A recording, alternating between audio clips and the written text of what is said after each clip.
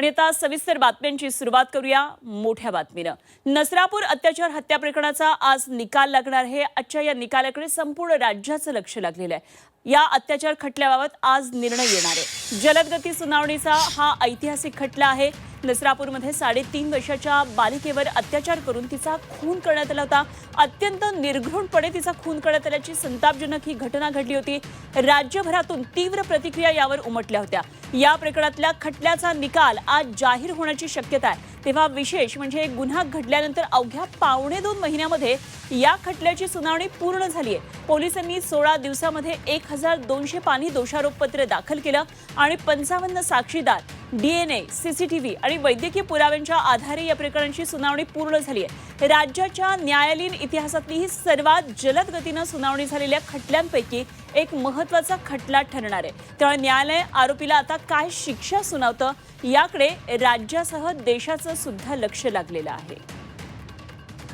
निलेश खरमरे आमचे पुण्यातले प्रतिनिधी आज या सगळ्या घडामोडींवर लक्ष ठेवून आहेत। आपण थेट जाऊया निलेशकडे। निलेश, आज हा ऐतिहासिक खटल्याचा निकाल लागणार आहे। खरं तर ऐतिहासिक यासाठी कारण सगळ्यात जलद गतीनं हा निकाल आज पुढे येण्याची शक्यता आहे। हा एकतर सगळ्यात महत्त्वाचं काय या संदर्भात सध्या चर्चा सुरू आहेत आणि आज किती वाजता सगळा हा निकाल लागणार आहे, किती वाजताच्या पुढे सगळ्या घडामोडी घडतील? अनुपमा, ज्या न्यायालयामध्ये हा निकाल येणार आहे 11 वाजता हा निकाल वाचनाला सुरुवात होणार आहे। मी शिवाजीनगर न्यायालयाच्याच बाहेर आहे।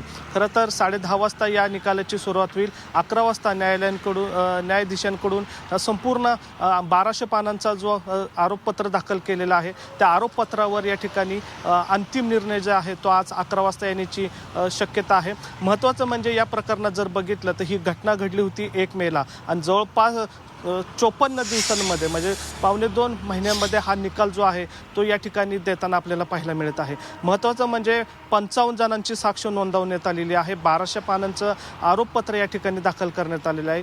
या प्रकरणामध्ये जर बघितलं तर पुणे ग्रामीण पोलिसांनी अत्यंत वेगाने या ठिकाणी तपास केलेला आहे। अवघ्या 16 दिवसामध्ये आरोपपत्र दाखल केलेलं आहे। अनेक जणांची साक्ष घेतली असतील, पुरावे गोळा केले असतील। हे न्यायालयीन इतिहासामध्ये सगळ्यात वेगवान घडलेला हा खटला असं म्हणता येईल। महत्त्वाचं म्हणजे या प्रकरणात जरी 55 जणांची साक्ष घेतली असली तरी 5 महत्त्वाच्या गोष्टी आहेत। पहिली म्हणजे ज्या दिवशी घटना घडली त्या दिवशीच त्या बालिकेला घेऊन जाताना ज्या 3 बालकांनी बघितलं होतं त्यांची साक्ष या ठिकाणी महत्त्वाची नोंदवण्यात आलेली आहे। दुसरं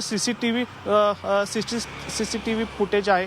तिसरी गोष्ट म्हणजे वैद्यकीय जो अहवाल म्हणजे फॉरेन्सिक लॅबनी जो अहवाल दिलेला आहे तो एक अहवाल महत्त्वाचा असणार आहे। आणि चौथी गोष्ट म्हणजे पोस्टमार्टम रिपोर्ट। या सगळ्याचा विचार करून न्यायालय जे आहे ते आज अंतिम निकाल देण्याची शक्यता आहे। सूत्रांनी दिलेल्या माहितीनुसार म्हणजे वकील जे आहेत त्यांनी ज्या पद्धतीने युक्तिवाद केला त्या युक्तिवादावरून जो आरोपी आहे भीमराव कांबळे त्याला कदाचित फाशीची शिक्षा होण्याची शक्यता या ठिकाणी वर्तवण्यात आलेली आहे।